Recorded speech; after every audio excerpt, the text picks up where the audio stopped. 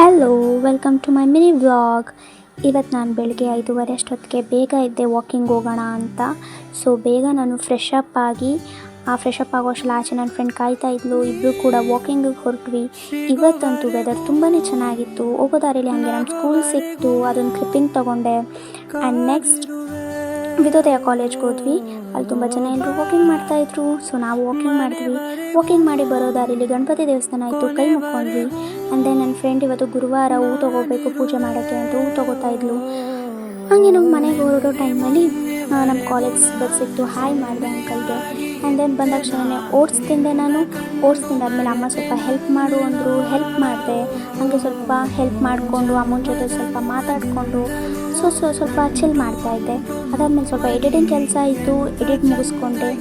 So ಇದಾಗಿತ್ತು ಇವತ್ತಿನ morning routine. Thank you for watching.